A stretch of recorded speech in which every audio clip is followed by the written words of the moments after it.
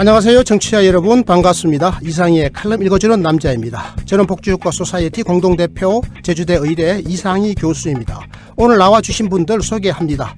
먼저 세상에서 가장 느끼하지만 매력적인 목소리를 보유한 사람 버터 소개합니다. 네, 아주 매력적인 남자 버터 서정우입니다. 이번에는 마차 소개합니다. 안녕하세요. 새가 날아든다 마차입니다. 네, 오늘 방송 시작합니다. 자유한국당 김병준 비상대책위원장이 지난 9월 16일 문재인 정부의 소득주도 성장을 대체할 성장 담론으로 자율경제를 근간으로 한 국민성장론을 제시했습니다. 국가의 책임을 강조한 소득주도 성장과 달리 경제를 시장의 자율에 맡기고 규제를 대폭 완화해서 경제를 활성화시킨다는 게 골자라고 합니다. 그런데 9월 16일은 아시다시피 일요일입니다. 야당이 일요일을 택해서 정책이나 담론을 발표한다는 건 매우 이례적인 일입니다. 그래서 갖가지 추측이 나돌고 있는데요. 홍준표 귀국 대비용이라는 말도 그래서 나온 겁니다. 심지어 여당에게 맞짱 토론까지 제안했습니다. 그래서 오늘 바로 이 이슈 자유한국당과 김병준 비대위원장의 국민성장론을 둘러싼 재반 이야기를 다루어 보겠습니다. 존경하는 이 칼럼 청취자 여러분, 끝까지 함께해 주십시오. 지금 바로 출발합니다. 안녕하세요. 별PD입니다. 여러분, 하트 잊지 않으셨죠? 네, 지금 바로 꾹 눌러주세요. 감사합니다. 네, 일요일은 좀 쉬어야 하는데 평소에도 별로 정책적 성과를 만들어내지 못하시던 분들이 왠지 주말 오전에 나와서 기자 간담회를 자청한 걸 보면요, 나름 큰 의미나 이유가 있을 것 같습니다. 먼저 김병준 비대위원장의 국민성장론이 어떤 건지 이것부터 좀 살펴보도록 하겠습니다. 지난 7월 중순에 취임한 자유한국당 비상대책위원장이 또다시 가치 논쟁에 불을 붙였습니다. 이번에는 국가주의가 아니라 국민성장론인데요. 주말 발표부터가 국민의 쉴 권리는 안중에도 없는 거 아닌가라는 생각이 들 정도고, 정파적 이익 때문에 혹은 홍준표의 입국 일정 때문에 이런 발표를 서두른 게 아닌가 하는 생각이 듭니다. 김병준 위원장 9월 16일 일요일입니다. 그것도 국회에 나오셨어요.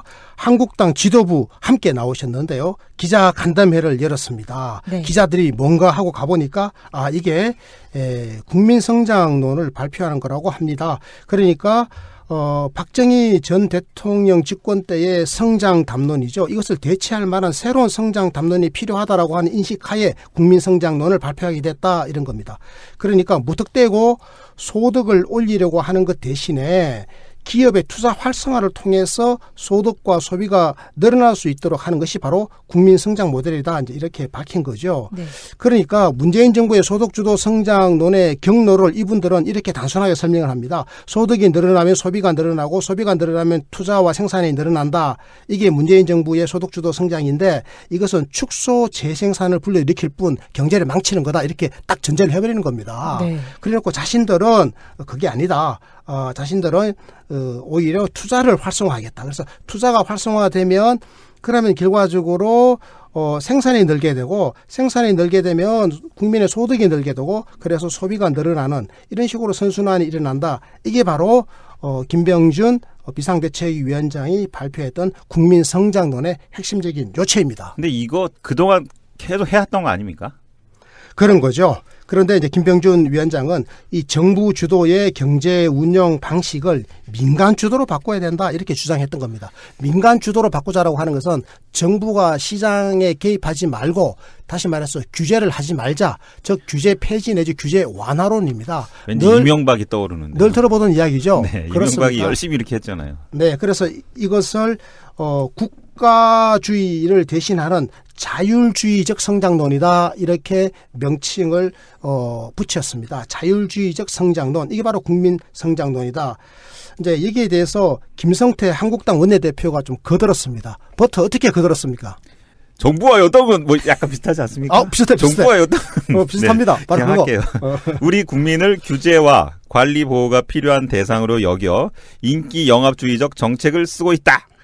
국민의 창의성과 기업 발전을 가로막는 이런 행위에 대못을 뽑겠다. 경제 성장 과정에서 국가는 시장에 필요한 자원만 보충적으로 하는 탈국가주의적 정책 패키지도 조만간 내놓을 계획이라고 했습니다. 네, 그러니까 김성태 한국당 원내대표는 국민의 창의성과 기업 발전을 가로막고 있다. 누가 가로막고 있다는 거죠? 국가가 가로막는 국가가 네. 누군데 얘기했어? 문재인 정부잖아요. 대통령이라고 보겠죠. 콕 집어서 네. 문재인 정부가 네. 국민의 창의성과 기업 발전을 가로막고 있다라고 하는 건데요.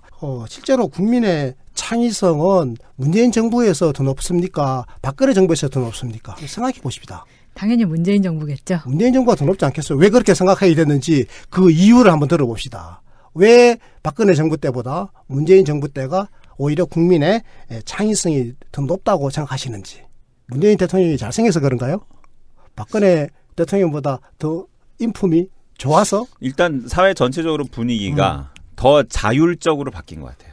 자율. 네, 자율성이 되게 많이 그런 거는 높아진 있죠. 것 같아요. 자율. 네.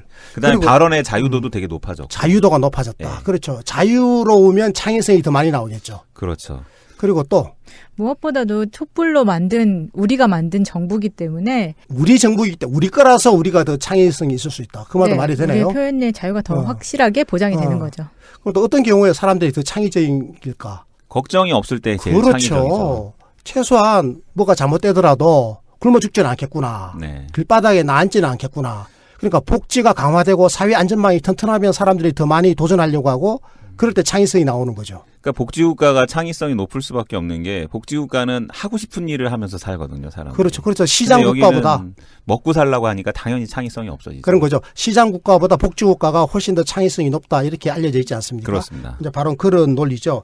자, 그러면 국민의 창의성을 가로막고 있는 문재인 정부라고 김성태 원내대표가 말씀을 하셨는데 이거는 사실 이제 틀린 말이죠. 네. 오히려 창의성이 더 높아진 문재인 정부, 과거 정부에 비해서 이렇게 오히려 평가하는 게 더 옳다 이런 생각이 들고요. 또 특히 하나. 그거 있었잖아요. 출산 주도 성장할 때는 진짜 그 김성태 별명 혼수성태가 딱 맞는 그런 느낌이었습니다. 그거는 그러다 치고 자 기업 발전을 또 가로막는다 그랬거든요. 그럼 기업 발전을 박근혜 정부나 이명박 정부 때가 덜 가로막았는지 문재인 정부 때가 더 가로막는지 이걸 한번 비교해 봐야 되지 않겠어요? 마찬가지로 어떻게 생각합니까? 지금 자유한국당에서 주장을 하고 있는 것은 대기업 위주 정책인 거예요. 그러니까 대기업에게 또다시 규제를 완화해주고 투자를 해야 된다는 주장을 펼치다 보니까 문재인 정부의 소득 주도 성장과 완전히 대치되는 건데 지금 이 경로를 따져봤잖아요. 지금 김병준 위원장이. 문재인 정부의 소득 주도 성장은 소득이 늘려서 소비를 앞당겨야 된다는 건데 자유한국당의 논리는 지금 생산을 만들어서 소득으로 가야 된다는 게 소득 앞에 생산이 한 단계가 더 붙여짐으로써 낙수 효과와 무엇이 다른가 하는 생각을 하게 만드는 거죠. 낙수 효과를 똑같이 약간 다르게 표현했다고밖에 볼 수가 없어요. 그러니까 생산이 잘 되면 또 괜찮은 거예요. 사실은 뭐가 됐든 생산이 잘 되면 괜찮은데 생산이 잘 돼야 소득이 늘어날 거 아니겠어요? 근데 문제는 생산이 잘 됐어요, 안 됐어요? 이거야 본질은. 생산이 잘 안 됐잖아요. 네네. 과거 정부에서 생산이 잘 일어나지 않고 그리고 또 생산이 일어났다 하더라도 소득이 극소수 상층에게 다 몰려버리니까 보통 사람들에게는 소득이 돌아가지를 않게 되는 모양새. 이것 때문에 결과적으로 지금 제대로 경제가 작동하지 않았던 겁니다. 그래서 문재인 정부에 들어와가지고 소득 주도 성장이라고 하는 이런 새로운 전략이 제시되게 된 근거죠. 이게 이유죠. 네. 자, 제가 아까 기업 발전을 가로막는다라고 하는 김성태 한국당 원내대표의 발언을 소개해드렸는데 근데 제가 궁금한 게 이거예요. 도대체 누가 기업 발전을 그러면 가로막고 있냐. 문재인 정부에서 누가. 제가 볼 때는 이 얘기에서 말하는 기업은 누구냐. 아까 우리 마차가 잘 설명해 주신 것 같아요. 바로 재벌 대기업인 거죠. 근데 실제로 기업 발전이 일어나려면 재벌 대기업뿐만 아니라 중소기업도 광범위하게 기업 발전이 일어나야죠. 그런데 과거 보수정부 10년 동안에 중소기업은 거의 질식 상태에 빠져버리고 재벌 대기업이 아주 독점적으로 아주 발전하는 그것도 그 불균형 성장을 해가지고 이 소득과 생산의 아주 극단적인 양극화가 일어나는 이런 양상을 우리가 지금 극복하자라고 하는 거 아니겠습니까? 네. 그렇게 보면 김성태 원내대표의 이 발언은 적절하지 않다.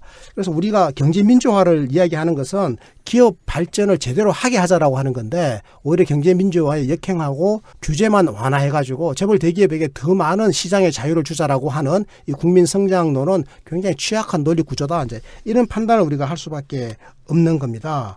중앙일보는 이제 이걸 어떻게 소개하고 있는가 하면 자유한국당이 문재인 정부의 소득주도 성장론에 맞선 대안으로 국민성장론을 내놓았다 이렇게 이야기해요. 문재인 정부가 소득주도 성장론을 내놨지 않습니까? 여기에 대해서 김성태 원내대표가 출산주도 성장론을 내놨는데 이게 이제 말이 안 된다고 지네 당 내부에서도 사실 비판을 많이 받았거든요. 그러다 보니까 허경영 같았습니다. 허경영. 그렇습니다. 그래서 이번에 제대로 된 거 내놓자. 그래서 다급하게 내놓은 게 바로 국민성장론이다. 그리고 국민성장론은 소득주도 성장론에 맞장을 뜨기 위한 대안이다. 이렇게 볼 수가 있습니다. 실제로 김병준 비대위원장이 이런 말씀도 하셨어요. 소득주도 성장론에 대해서 문재인 정부의 소득주도 성장론은 말만 성장이지 사실은 성장 정책이 아니다. 그래서 새로운 성장 담론이 필요한데 그것이 바로 국민성장론이다. 이렇게 이야기했던 거고요. 그래서 국민성장론의 요체는 뭐냐? 경제의 자유를 강조하는 겁니다. 그래서 정확하게 중앙일보가 이 사실을 아주 적시를 하고 있습니다. 그러니까 경제의 자유를 강조하려면 국가의 개입으로부터 벗어나야 되니까 바로 탈국가주의 노선이다. 또 이런 표현도 쓰고 있고요. 기본 컨셉은 자율과 공정 배분이래요. 자율이라고 하는 것은 기업의 자율이죠. 기업이 하고 싶은 대로 하게 해주자. 그러려면 국가가 간섭하지 말아야 되고 규제는 완화를 해야 되는 거죠.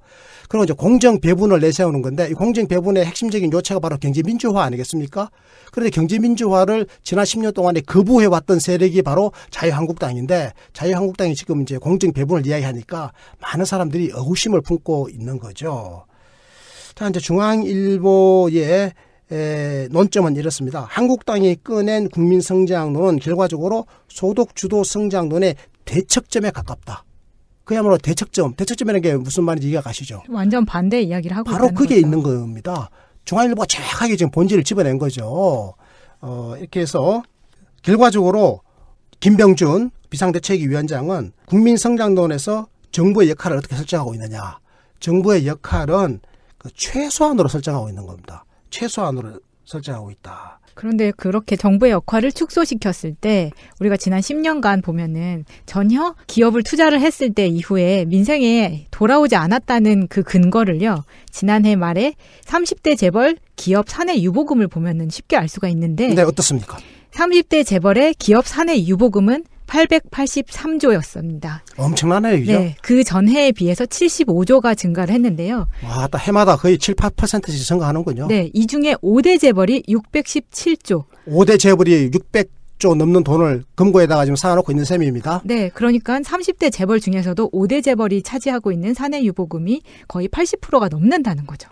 그러니까 돈이 한 곳으로 쏠리는데 저 앞에 있는 소수 그 5대 재벌 쪽으로 돈이 다 쏠리는 겁니다. 네. 그들만 지금 600조가 넘는 지금 사내 유보금을 갖고 있습니다. 저는 이걸 막 금고에 쌓아놓고 있다 이렇게 표현하는데 쉽게 물론 뭐 금고에 현금을 쌓아놓은 건 아니죠. 뭐 토지라든지 자산 뭐 이런 것들 여러 가지 형태로 존재하는데 어쨌건 금고에 쌓아놓고 있는 이런 형태인 것은 맞는 거죠. 투자를 안 하고 사내 유보금 형태로 가지고 있으니까요. 지금까지 자유한국당과 김병준 비대위원장의 국민성장론이 어떤 내용인지 이 부분 살펴봤는데요.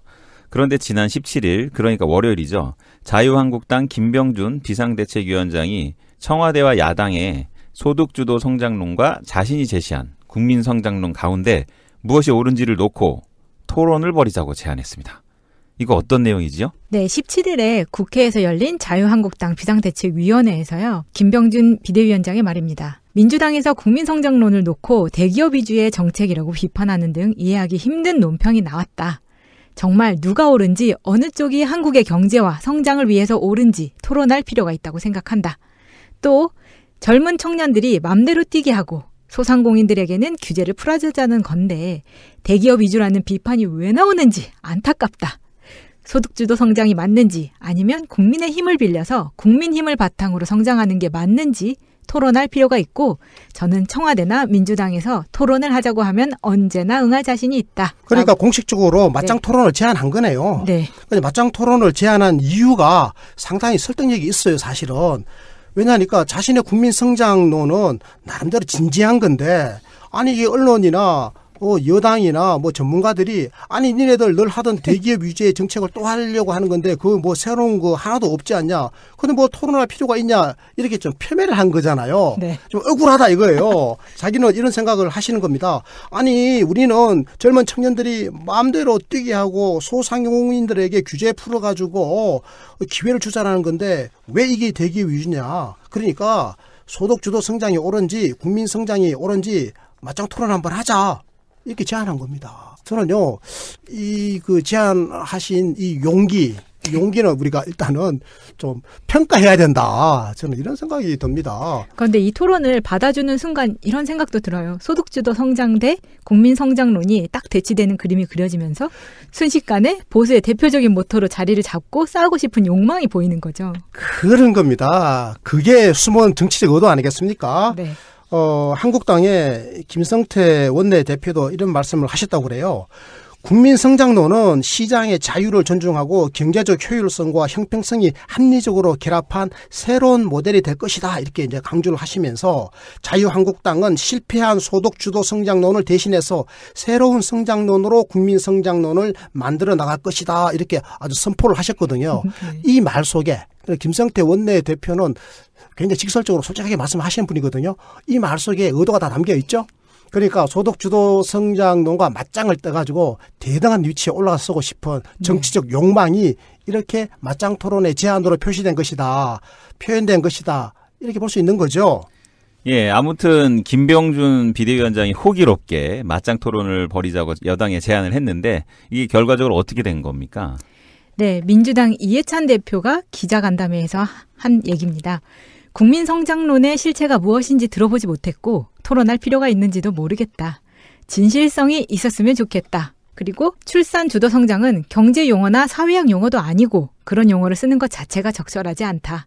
토론도 격이 맞아야 하는 것이지 그런 분들과는 토론할 생각이 없다.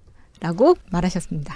네, 이해찬 더불어민주당 대표가 결국 김병준 비상대책위원장의 국민성장론 맞짱 토론 제안을 거절해버린 겁니다. 그죠? 네. 이제 거절한 이유가 사실은 김성태 원내대표에게 있네요. 김성태 원내대표가 출산 주도 성장을 거론하는 바람에 이게 맞짱 토론에 응해줬다가는 마치 출산 주도 성장처럼 이게 정치가 희화화될까 봐. 그리고 또 소득주도 성장론을 장난스럽게 만들려고 하는 정치적 의도에 말려들까 봐 아마 안 한 거 아닌가. 네. 저는 이제 이런 생각이 듭니다. 그래서 김병준 위원장의 국민성장론 맞짱 토론을 거부하게 하는 하나의 이유를 제공해 준 것은 김성태 원내대표의 출산 주도 성장이 아닌가. 실제로 또 이해찬 원내대표가 그런 말씀 하셨잖아요. 네. 뭐 출산 주도 성장을 말하는 사람들과 토론을 할 가치가 없다. 아니 뭐 토론도 어느 정도 격이 맞아야 하지. 채신머리 안 맞다. 이런 이야기를 지금 하고 계신 거거든요. 네. 그리고 이런 말씀 하시잖아요. 말장난이다. 이런 표현도 하셨어요. 이해찬 대표가. 아니 말장난을 하는 것이지 이게 출산 주도 성장이라고 하는 게 이게 뭐 경제학이나 사회학 용어도 아니고 말이죠. 그런 용어를 쓰는 것 자체가 적절하지 않은데 어떻게 그런 분들과 토론을 하겠냐. 토론할 생각 없다. 이렇게 딱 잘라서 말씀을 하신 거죠. 무엇보다도 진실성이 없다는 것을 간파하신 것 같은데 사실 이게 국민을 위한 것이 아니라 자당과 기득권을 위한 것임을 간파했던 발언이라고 생각이 듭니다. 그렇습니다. 정치적 의도에 말려들지 않겠다 그거였죠? 네. 이런 제안을 단칼에 거절한 배경에는 소득주도 성장 그리고 국민 성장이 대등한 위치로 맞붙는 프레임이 정치권에 설정되는 것에 대한 거부감이 있는 것으로 풀이가 되고요. 이미 많은 비판을 받았던 출산주도 성장을 다시 언급하면서 같은 당에서 곧이어 발표된 국민 성장론도 평가절하하는 방식으로 대응한 겁니다. 자, 버터 출산 주도 성장이 어떤 것인지 개요를 한번 말씀해 주십시오. 생각나시죠? 네. 한국당 김성태 원내대표가 지난 5일 국회 교섭단체 대표 연설에서 한 얘기인데요. 좀 우습습니다. 내용이 이렇습니다. 출산 장려금 2천만 원. 성년에 이를 때까지, 그러니까 다 클 때까지죠. 20살 될 때까지 1억 원의 수당을 지급하자라고 주장했었습니다. 김병준 위원장의 국민성장론은 이보다 더 폭넓은 광의 개념으로 또 해석할 수도 있는데 하여튼 김성태 원내대표는 이렇게 얘기하면서 좀 비웃음을 샀습니다. 그러니까 이해찬 대표는 이렇게 보시는 겁니다. 김병준 위원장의 국민성장론을 출산 주도 성장의 업그레이드판으로 이것의 아류 정도로 지금 평가를 해버린 거죠. 네, 이번에는 이해찬 대표 대신 홍영표 원내대표가 또 나섰는데요.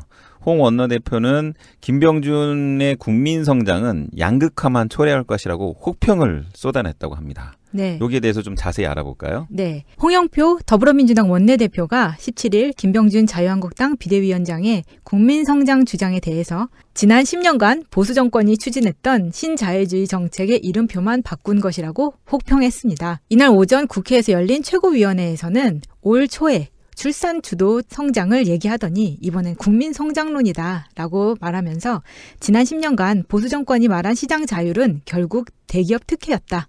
4대강 공사로 토목기업에 특혜를 줬고 창조경제로 재벌 대기업의 이권과 규제를 맞바꿨다.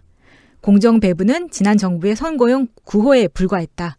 선거를 앞두고 표를 끌어오기 위해 경제민주화를 들고 나왔다가 폐기하지 않았나라고 반문했습니다. 저는요, 홍 원내대표께서 굉장히 예리한 분이라는 생각이 들어요. 네. 굉장히 예리하게 분석했지 않습니까? 그러니까요, 김병준 비대위원장이 제시했던 국민성장론의 본질을요, 한마디로 신자유주의 정책의 이름표만 바꾼 것, 이렇게 이야기했습니다. 그러니까 신자유주의 정책이다 이거예요. 네. 신자유주의 정책 이름표를 살짝 바꿨어요. 뭐라고? 국민성장론 이렇게. 신자유주의 정책의 다른 이름이다, 이런 이야기인 거죠. 그러니까 올 초에는 출산 주도 성장을 이야기하더니 이번에는 국민성장론이냐, 이렇게 또 반문을 하고 있는 거고요. 정확하게는 이렇게 짚고 있습니다. 결과적으로 지난 10년 동안 보수 정권이 말했던 이 시장의 자율이라고 하는 것은 결과적으로 대기업에 특혜 준 것밖에 없다. 대기업을 위한 거 아니냐, 이런 거고요. 그러니까 국민성장론이 시장의 자율 하나고 또 하나가 공정배분이잖아요. 그래서 공정배분에 대해서는 지난 그 박근혜 정부 때 이게 선거 때는 경제 민주화 하겠다고, 공정한 경제를 만들겠다고, 공정 배분을 하겠다고 막 주장하더니 막상 집권을 하고 나니까 그걸 다 버려버렸지 않습니까? 그래서 선거 앞두고 표 끌어모으기 위해서 경제 민주화를 들고 나왔다가 이것을 금방 폐기하지 않았느냐. 이제 이런 과거 역사를 아주 따끔하게 끌어와가지고 충고를 하고 있는데요. 홍영표 원내대표 아주 정확하게 말씀을 잘 해주신 것 같습니다. 신자유주의 정책의 이름만 바꾼 국민성장론, 이것으로는 결과적으로 양극화와 불균형만 초래할 것이다, 이런 이야기를 하고 있습니다. 그래서 문재인 정부에서는 소득 주도 성장을 균형감 있게 확실하게 추진해가지고 제대로 된 성과를 내겠다, 이렇게 목소리를 높였다고 합니다. 네, 김병준 비상대책위원장이 지난 16일, 그러니까 일요일에 긴급 기자간담회를 자청해서 경제성장의 방향을 제시했는데요. 이것이 하루 전에 귀국해서 당권 출마 가능성을 내비친 홍준표 전 대표를 의식한 거 아니냐, 이런 관측이 제기되고 있다고 하는데 요건 또 무슨 얘기일까요? 네, 일각에서는 김 위원장의 이번 발표가 국내로 돌아와 스포트라이트를 받고 있는 홍준표 전 대표를 견제하기 위한 것이 아니냐라는 관측도 내놓고 있습니다. 홍 전 대표 귀국 다음 날 급하게 기자간담회를 자청한 데다가 이번에 발표된 내용이 기존의 주장과 크게 다른 점이 없다는 평가 때문입니다. 저는 여기다 하나 더 하고 싶은데요. 일요일 아닙니까? 네. 일요일 날 야당이 그것도 국회에 혼자 나오는 것도 아니고 지도부를 대거 나오게 해서 또 기자들 성가시게 불러서 공식적인 기자 간담회를 열었던 것은 굉장히 이례적이잖아요. 그런데 그 다음날 바로 홍준표 대표가 짠하고 공항에 나타났습니다. 그리고 홍준표 대표의 열렬 지지자는 사실 넙죽 엎드려가지고 절까지 했지 않습니까? 뭐 하루 종일 그냥 언론을 장식했는데요. 네. 만약에 이 국민성장론 발표가 그 전날 일요일 날 이루어지지 않았다면 홍준표에게 더 많은 스포트라이트가 갔을 것이다. 우리가 이렇게 짐작할 수 있지 않겠습니까? 네. 그래서 홍준표에게 갈 언론의 그 스포트라이트를 일부 분산시키기 위한 전략이다, 이렇게 언론이 일부 보도하고 있는 건데요. 실제로 경향신문 9월 16일자에서 이렇게 이야기합니다. 자유한국당 김병준 비대위원장이 16일 일요일 오전 간담회를 열었는데 여기에서는 사실은 기존의 주장을 되풀이한 셈인데 왜 이렇게 했을까 보니까 이것이 실제로는 그 정치 행보를 재개한 홍준표 전 대표를 겨냥한 것이다, 이런 시각이 있다, 이렇게 발표를 아예 했습니다. 근데 저는 김병준 씨 입장을 좀 생각을 해보면 어떤 생각이 있냐면 비대위원장이잖아요. 비대위원장의 권한이 거의 없는 것 같아요. 어지간하면 이런 수까지 쓰나. 좀 애처롭다는 그래도 생각까지 홍준표하고 듭니다. 맞짱을 뜨기 위한 용도로도 되고 또 정부 여당의 소득주도 성장론에 또 이 맞짱을 뜨기 위한 용도도 되고 하니까 이번 이 일은 사실은 정치적으로 그분 입장에서는 굉장히 좋은 수를 둔 거다 이렇게 평가하는 경우가 많더라고요. 더불어민주당이 지난 9월 16일 김병준 비대위원장의 탈국가주의를 강조한 국민성장론에 대해 국민을 앞세웠지만 정작 국민은 없었다라고 비판했는데요. 구체적으로 어떤 내용인지 요거 좀 더 살펴봐야 될 것 같습니다.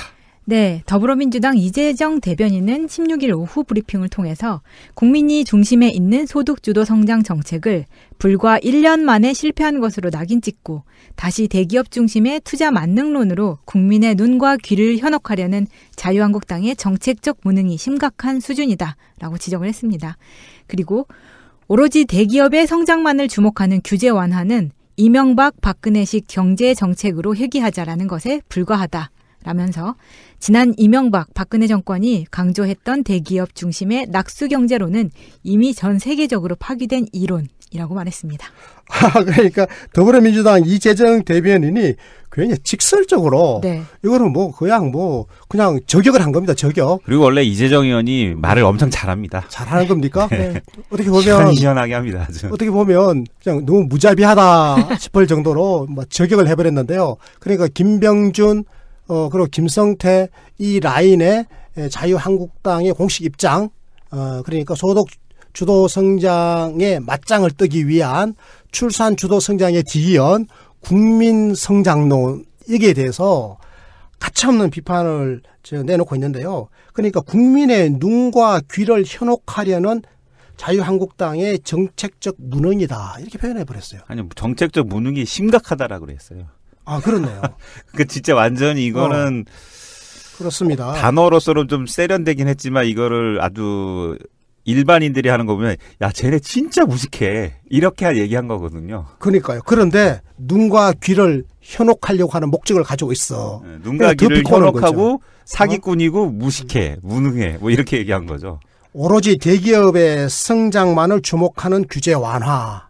이게 국민성장론의 소위 말하는 시장의 자유거든요. 자율이라고 하는 것이 시장의 자유를 말하는 건데 이 자율의 핵심은 바로 규제 완화인데 규제 완화는 오로지 대기업의 성장만을 주목하는 것이다. 이렇게 이야기하면서 바로 이런 정책은 이명박 박근혜식의 경제정책인데 이곳으로 되돌아가자라고 하는 거 아니냐 이렇게 비판을 하고 있습니다. 그러면서 이명박 박근혜 정권이 강조했던 대기업 중심의 낙수 경제로는 이미 전 세계적으로 파기된 실패한 이론이다 그렇게 이야기를 하고 있습니다. 그러면서 더불어민주당과 문재인 정부는 국민과 굳건하게 손을 잡고 소득 주도 성장을 묵묵하게 이끌어 나가겠다. 그래서 국민이 중심이 되는 경제를 만들어 나가겠다 이렇게 주장을 했다고 합니다. 자, 이제 대충 마쳐야 되는데요. 마지막으로 하실 말씀 계십니까? 참 그 자유한국당은 그동안 그러니까 요번에 문재인 정부가 소득주도 성장을 계속 밀고 나가는데 거기에 대한 대안을 새로운 걸 내놓지를 못하고 계속 옛날에 했던 거를 해야 된다라고 계속 반복하는 녹음기 계속 재반복하는 그런 느낌을 많이 받습니다. 퇴행적이다 이렇게 지금 버터께서 말씀해 주신 겁니다. 퇴행적이다. 예, 지난번에 했던 얘기 있잖아요. 같은 방식을 반복하면서 다른 결과가 나오길 바라는 건 원숭이가 하는 짓이다. 과거로 회귀하려고 하는 것이다. 네. 실패한 과거로 되돌아가는 거 양극화를 더 심화시키려고 하는 것이다. 이제 이런 주장이고요. 자, 우리 마차. 네, 지난해 GDP 성장률이 3.1%였고요. 30대 재벌 사내보유금 증가율이 9.3%였습니다. 이미 3배 넘게 이러한 양극화 양상을 보이고 있는데도 불구하고 같은 주장을 계속 반복하면 국민으로부터 다시 한번 등 돌리게 될 것입니다. 그러니까 국민 성장론은 결과적으로 재벌 대기업들의 사내 유보금만 더 늘려주는 그렇죠. 오히려 우리 사회의 가진 자들의 배만 더 불려주는 네. 양극화 정책인데 불평등 심화 정책인데 이걸 자꾸 강조하고 국민 성장론이라고 국민 이름 파는 것은 이것은 잘못된 거다 이렇게 지금 마차가 비판해 주신 거죠. 네. 예, 단어는 국민성장론인데 실제 내용은 대기업 성장론입니다. 이거. 아, 그렇네요. 네, 존경하는 이칼람 청취자 여러분, 오늘 저희 방송 어떠셨습니까?